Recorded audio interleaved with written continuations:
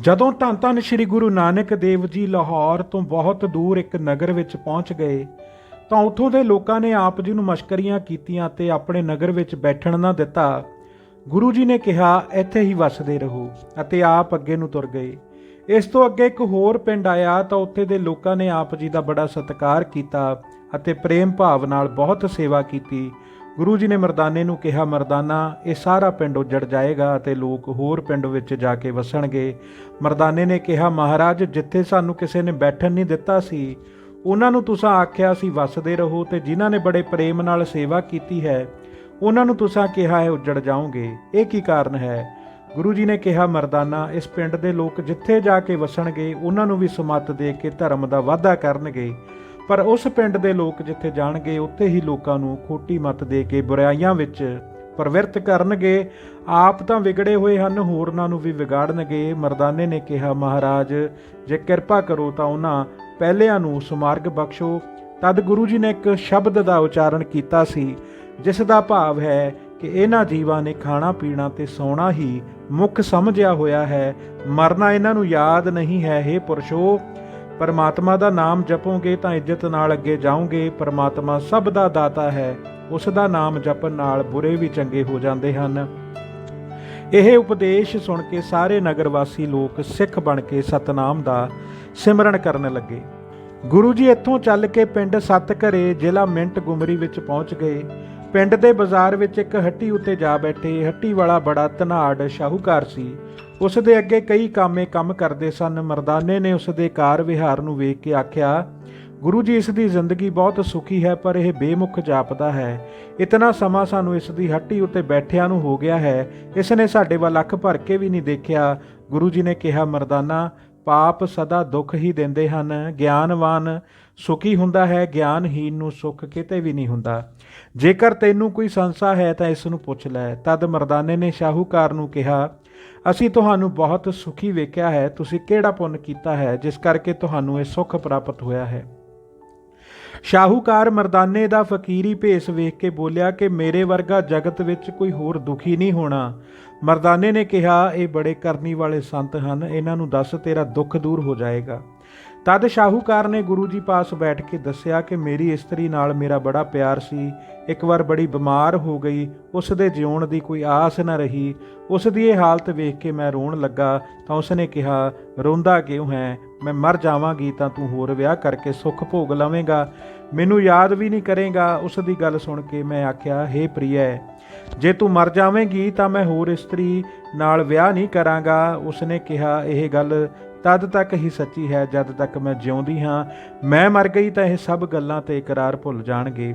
ਉਸ ਦੀ ਇਹ ਤਰਕ ਸੁਣ ਕੇ ਮੈਂ ਉਸ ਦੇ ਪ੍ਰੇਮ ਨੂੰ ਸੱਚਾ ਦੱਸਣ ਵਾਸਤੇ ਉਸ ਤਰ੍ਹਾਂ ਲੈ ਕੇ ਆਪਣੀ ਇੰਦਰੀ ਵੱਢ ਦਿੱਤੀ ਤੇ ਕਿਹਾ ਕਿ ਹੁਣ ਤਾਂ ਤੈਨੂੰ ਇਤਬਾਰ ਆ ਗਿਆ ਹੋਵੇਗਾ। ਮੈਂ ਸੱਚ ਕਹਿੰਦਾ ਹਾਂ, ਕਰਨਾ ਕਰਤਾਰ ਦਾ ਐਸਾ ਹੋਇਆ ਕਿ ਕੁਝ ਸਮਾਂ ਪਾ ਕੇ ਮੇਰੀ ਇਸਤਰੀ ਅਰੋਗ ਹੋ ਗਈ ਅਤੇ ਮੈਨੂੰ ਗ੍ਰਹਿਸਥ ਭੋਗਣ ਦੇ ਅਸਮਰਥ ਜਾਣ ਕੇ ਪਰਾਏ ਪੁਰਸ਼ਾਂ ਨਾਲ ਪਿਆਰ ਕਰਦੀ ਫਿਰਦੀ ਹੈ। ਉਸ ਦਾ ਇਹ ਕੁਕਰਮ ਵੇਖ ਕੇ ਮੈਨੂੰ ਬੜਾ ਦੁੱਖ ਹੁੰਦਾ ਹੈ, ਜਿਸ ਕਰਕੇ ਰਾਤ ਦਿਨ ਚਿੰਤਾ ਅਗਨੀ ਵਿੱਚ ਸੜਦਾ ਰਹਿੰਦਾ ਹਾਂ। ਇਸ ਤਰ੍ਹਾਂ ਮੈਂ ਸਮਝਦਾ ਹਾਂ ਕਿ ਮੇਰੇ ਵਰਗਾ ਦੁਖੀ ਹੋਰ ਕੋਈ ਨਹੀਂ ਹੈ। ਉਸ ਦੀ ਸਾਰੀ ਵਾਰਤਾ ਸੁਣ ਕੇ ਗੁਰੂ ਜੀ ਨੇ ਕਿਹਾ, ਸ਼ਾਹ ਜੀ, ਪਿਛਲੇ ਜਨਮਾਂ ਦੇ ਕੀਤੇ ਕਰਮਾਂ ਅਨੁਸਾਰ ਦੁੱਖ ਸੁੱਖ ਮਿਲਦੇ ਹਨ। ਜਿਸ ਕਿਸੇ ਨੇ ਜੋ ਕਰਮ ਕੀਤੇ ਹੁੰਦੇ ਹਨ ਉਹਨਾਂ ਨੂੰ ਭੋਗਣ ਤੋਂ ਬਿਨਾਂ ਉਸ ਦਾ ਛੁਟਕਾਰਾ ਨਹੀਂ ਹੁੰਦਾ। ਜੋ ਪ੍ਰਭੂ ਭਗਤੀ ਕਰਨ ਵਾਲੇ ਭਗਤ ਲੋਕ ਹਨ ਉਹ ਇਸ ਤਰ੍ਹਾਂ ਜਾਣਦੇ ਹਨ ਕਿ ਦੁੱਖ ਸੁੱਖ ਪਰਮਾਤਮਾ ਦਿੰਦਾ ਹੈ, ਜੋ ਕਰਦਾ ਹੈ ਸਾਡੇ ਲਈ ਠੀਕ ਹੀ ਕਰਦਾ ਹੈ। ਜਦ ਉਹਨਾਂ ਨੂੰ ਕੋਈ ਦੁੱਖ ਲੱਗਦਾ ਹੈ ਤਾਂ ਉਹ ਸਮਝ ਕੇ ਪ੍ਰਸੰਨ ਰਹਿੰਦੇ ਹਨ ਕਿ ਉਹਨਾਂ ਦੇ ਪਾਪਾਂ ਦਾ ਨਾਸ਼ ਹੋ ਰਿਹਾ ਹੈ, ਅਤੇ ਜਦ ਕੋਈ ਸੁੱਖ ਭੋਗਦਾ ਹੈ ਤਾਂ ਉਸ ਦੇ ਪੁੰਨ ਨਾਸ਼ ਹੋ ਜਾਂਦੇ ਹਨ। ਇਸ ਕਰਕੇ ਭਗਤ ਲੋਕ ਸੰਸਾਰ ਵਿੱਚ ਦੁੱਖ ਭੋਗ ਕੇ ਪ੍ਰਸੰਨ ਰਹਿੰਦੇ ਹਨ। ਸੰਸਾਰੀ ਲੋਕ ਸੁੱਖ ਸਮੇਂ ਖੁਸ਼ੀ ਮਨਾਉਂਦੇ ਹਨ ਤੇ ਦੁੱਖ ਸਮੇਂ ਸੋਗ ਕਰਦੇ ਹਨ, ਪਰੰਤੂ ਗਿਆਨਵਾਨ ਆਪਣੇ ਕਰਮਾਂ ਦਾ ਭੋਗ ਸਮਝ ਕੇ ਸਦਾ ਇਕਸਾਰ ਰਹਿੰਦੇ ਹਨ। ਆਪਣੇ ਕਰਮਾਂ ਦਾ ਫਲ ਸਭ ਨੂੰ ਭੋਗਣਾ ਪੈਂਦਾ ਹੈ। ਇਸ ਪ੍ਰਥਾਏ ਗੁਰੂ ਜੀ ਨੇ ਆਖਿਆ ਕਿ ਸ਼ਾਹ ਜੀ, ਕਰਮਾਂ ਦਾ ਫਲ ਵੱਡੇ ਵੱਡੇ ਪ੍ਰਤਾਪੀ ਰਾਜਿਆਂ, ਰਿਖੀਆਂ, ਮੁਨੀਆਂ ਤੇ ਦੇਵਤਿਆਂ ਨੂੰ ਵੀ ਭੋਗਣਾ ਪੈਂਦਾ ਹੈ। ਇਸ ਕਰਕੇ ਤੁਹਾਡਾ ਇਹ ਦੁੱਖ ਵੀ ਪਿਛਲੇ ਕਰਮਾਂ ਦਾ ਫਲ ਹੈ। ਨਾਮ ਸਿਮਰਨ ਕਰਕੇ ਹੀ ਸੁੱਖ ਪ੍ਰਾਪਤ ਹੋਵੇਗਾ। ਉਸ ਤੋਂ ਬਾਅਦ ਧੰਨ ਧੰਨ ਸ੍ਰੀ ਗੁਰੂ ਨਾਨਕ ਦੇਵ ਜੀ ਮਹਾਰਾਜ ਨੇ ਉਸ ਸ਼ਾਹੂਕਾਰ ਨੂੰ ਤੇ ਸ਼ਾਹੂਕਾਰ ਦੀ ਪਤਨੀ ਨੂੰ ਇੱਕ ਰਾਜਾ ਜਨਮੇਜਾ ਦਾ ਪ੍ਰਸੰਗ ਸੁਣਾਇਆ, ਜੋ ਇਸ ਪ੍ਰਕਾਰ ਹੈ। ਇੱਕ ਦਿਨ ਵੇਦ ਵਿਆਸ ਰਾਜੇ ਪਾਸ ਬੈਠਾ ਸੀ। ਰਾਜੇ ਨੇ ਪੁੱਛਿਆ ਕਿ ਯੁਧਿਸ਼ਟਰ ਸਾਡਾ ਦਾਦਾ ਜਦ ਜੂਆ ਖੇਡਣ ਲੱਗਾ ਸੀ ਤਾਂ ਉਸ ਨੂੰ ਕਿਸੇ ਨੇ ਇਸ ਖੇਡ ਤੋਂ ਬੰਦ ਨਾ ਕੀਤਾ। ਇਤਨੇ ਧਰਮਾਤਮਾ ਹੋ ਕੇ ਉਹਨਾਂ ਨੇ ਖੋਟਾ ਕਰਮ ਕਿਉਂ ਕੀਤਾ? ਵਿਆਸ ਜੀ ਨੇ ਕਿਹਾ, ਰਾਜਾ ਜੀ, ਭਾਵੇਂ ਕੋਈ ਕਿਤਨਾ ਸਿਆਣਾ ਹੋਵੇ ਤੇ ਲੱਖਾਂ ਉਪਾਅ ਕਰੇ, ਪਰ ਹੋਣਹਾਰ ਕਿਸੇ ਪਾਸੋਂ ਨਹੀਂ ਟਲਦੀ, ਹੋ ਕੇ ਹੀ ਰਹਿੰਦੀ ਹੈ। ਜਨਮੇਜੇ ਨੇ ਕਿਹਾ, ਮੁਨੀ ਜੀ, ਪਹਿਲਾਂ ਹੀ ਅੱਗੇ ਦੀ ਖਬਰ ਕੋਈ ਦੱਸ ਦੇਵੇ ਤਾਂ ਫਿਰ ਭਾਵੇਂ ਕੋਈ ਕਿੰਨਾ ਹੀ ਸਧਾਰਨ ਹੋਵੇ, ਹੋਣਹਾਰ ਕਿਸ ਤਰ੍ਹਾਂ ਹੋਵੇਗੀ? ਵਿਆਸ ਨੇ ਕਿਹਾ, ਹੇ ਰਾਜਾ, ਜੋ ਕੁਝ ਤੇਰੇ ਨਾਲ ਅੱਗੇ ਬੀਤਣਾ ਹੈ ਉਹ ਮੈਂ ਤੈਨੂੰ ਦੱਸ ਦਿੰਦਾ ਹਾਂ, ਉਸ ਦਾ ਉਪਾਅ ਕਰ ਲੈਣਾ। ਵਿਆਸ ਜੀ ਨੇ ਰਾਜੇ ਨੂੰ ਕਿਹਾ, ਤੂੰ ਇੱਕ ਘੋੜੀ ਖਰੀਦੇਂਗਾ, ਉਸ ਉੱਤੇ ਚੜ੍ਹ ਕੇ ਦੱਖਣ ਦਿਸ਼ਾ ਵੱਲ ਸ਼ਿਕਾਰ ਜਾਏਂਗਾ। ਥੱਕ ਕੇ ਤੂੰ ਇੱਕ ਸਰੋਵਰ ਦੇ ਕਿਨਾਰੇ ਸੌਂ ਜਾਵੇਂਗਾ। ਸਰੋਵਰ ਵਿੱਚੋਂ ਨਿਕਲ ਕੇ ਇੱਕ ਘੋੜਾ ਤੇਰੀ ਘੋੜੀ ਨਾਲ ਮਿਲ ਜਾਵੇਗਾ। ਘੋੜੀ ਵਿੱਚੋਂ ਇੱਕ ਸੁੰਦਰ ਵਛੇਰਾ ਕਾਲੇ ਕੰਨਾਂ ਵਾਲਾ ਪੈਦਾ ਹੋਵੇਗਾ। ਉਸ ਘੋੜੇ ਦਾ ਤੂੰ ਅਸਵਮੇਧ ਯੱਗ ਕਰੇਂਗਾ। ਉਸ ਸਮੇਂ ਬਹੁਤ ਸਾਰੇ ਪੰਡਤ ਉਸ ਯੱਗ ਵਿੱਚ ਹਾਜ਼ਰ ਹੋਣਗੇ। ਉੱਥੇ ਤੈਨੂੰ ਐਸਾ ਵਿਘਨ ਹੋਵੇਗਾ ਕਿ ਤੂੰ ਉਹਨਾਂ ਬ੍ਰਾਹਮਣਾਂ ਨੂੰ ਮਾਰ ਦੇਵੇਂਗਾ। ਤੈਨੂੰ ਉਹਨਾਂ ਦੇ ਮਹਾਪਾਪ ਕਰਕੇ ਕੋੜ ਹੋ ਜਾਵੇਗਾ। ਇਸ ਉਪਾਏ ਵਾਸਤੇ ਮਹਾਭਾਰਤ ਸੁਣੇਗਾ, ਪਰ ਉਸ ਕਥਾ ਵਿੱਚ ਤੂੰ ਇੱਕ ਥਾਂ ਸ਼ੱਕ ਕਰੇਗਾ ਕਿ ਇਹ ਕਿਵੇਂ ਹੋ ਸਕਦਾ ਹੈ, ਜਿਸ ਕਰਕੇ ਥੋੜਾ ਜਿਹਾ ਤੇਰਾ ਕੋੜ ਦਾ ਦੁੱਖ ਰਹਿ ਜਾਵੇਗਾ, ਜਿਸ ਨਾਲ ਤੇਰੀ ਮ੍ਰਿਤੂ ਹੋ ਜਾਵੇਗੀ। ਹੇ ਰਾਜਨ, ਮੈਂ ਤੈਨੂੰ ਸਭ ਕੁਝ ਦੱਸ ਦਿੱਤਾ ਹੈ, ਹੁਣ ਤੂੰ ਇਸ ਤੋਂ ਬਚਨ ਦਾ ਉਪਾਅ ਕਰ ਲੈ।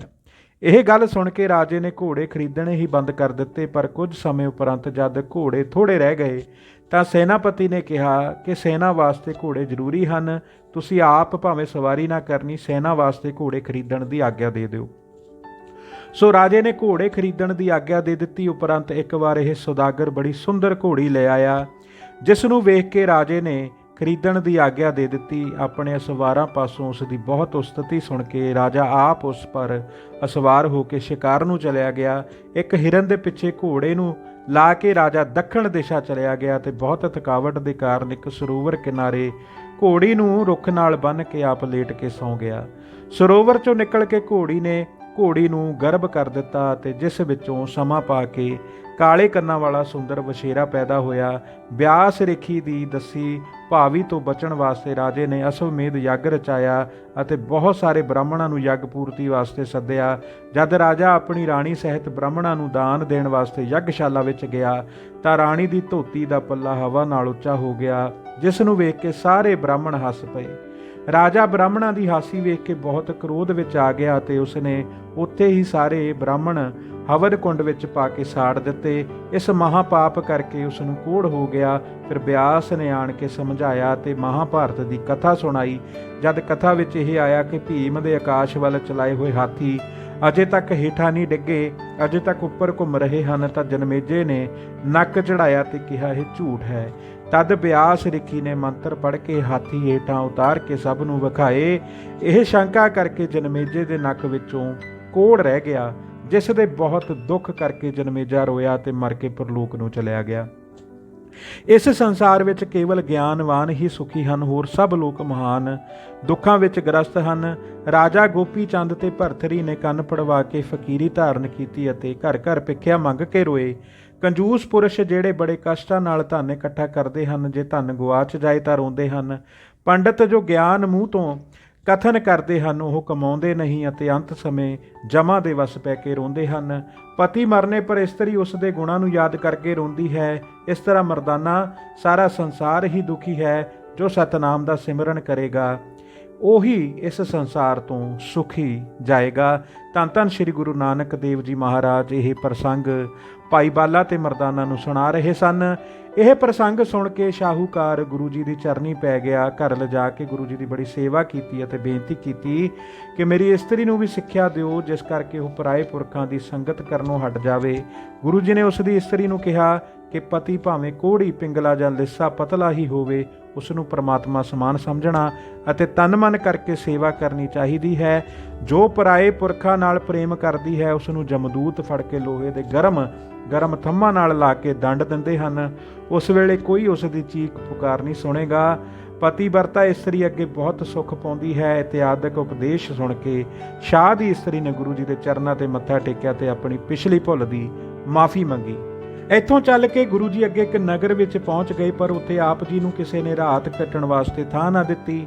ਤਦ ਗੁਰੂ ਜੀ ਪਿੰਡ ਤੋਂ ਬਾਹਰ ਇੱਕ ਕੋਹੜ ਦੇ ਰੋਗੀ ਫਕੀਰ ਦੀ ਝੁੱਗੀ ਪਾਸ ਬੈਠੇ। ਕੋਹੜੀ ਸਾਰੀ ਰਾਤ ਦੁੱਖ ਨਾਲ ਹਾਏ ਹਾਏ ਕਰਦਾ ਰਿਹਾ। ਉਸ ਦੀ ਦੁੱਖ ਭਰੀ ਆਵਾਜ਼ ਸੁਣ ਕੇ ਗੁਰੂ ਜੀ ਨੇ ਇੱਕ ਸ਼ਬਦ ਉਚਾਰਨ ਕੀਤਾ, ਜੋ ਸ਼ਬਦ ਜਦ ਕੁਸ਼ਤੀ ਨੇ ਸੁਣਿਆ ਤਾਂ ਉਸ ਦਾ ਸਰੀਰ ਅਰੋਗ ਹੋ ਗਿਆ ਤੇ ਸਭ ਦੁੱਖ ਦੂਰ ਹੋ ਗਏ, ਮਨ ਨਿਰਮਲ ਹੋ ਗਿਆ। ਸਵੇਰੇ ਉੱਠ ਕੇ ਗੁਰੂ ਜੀ ਦੀ ਚਰਨ ਪੌਲ ਲੈ ਕੇ ਸਿੱਖ ਬਣ ਗਿਆ। ਜਦ ਇਸ ਗੱਲ ਦੀ ਨਗਰ ਵਿੱਚ ਖਬਰ ਹੋਈ ਤਾਂ ਸਭ ਕੋਈ ਆਪ ਜੀ ਦੇ ਦਰਸ਼ਨ ਕਰਨ ਆਇਆ ਤੇ ਆਪਣੀ ਭੁੱਲ ਦੀ ਮਾਫੀ ਮੰਗ ਕੇ ਪੌਲ ਲਈ ਅਤੇ ਸਤਨਾਮ ਦਾ ਉਪਦੇਸ਼ ਲੈ ਕੇ ਸਤਸੰਗ ਕਰਨ ਲੱਗੇ। ਗੁਰੂ ਜੀ ਇੱਥੋਂ ਅੱਗੇ ਨੂੰ ਪਧਾਰ ਗਏ। ਧੰਨ ਧੰਨ ਸ੍ਰੀ ਗੁਰੂ ਨਾਨਕ ਦੇਵ ਜੀ ਮਹਾਰਾਜ।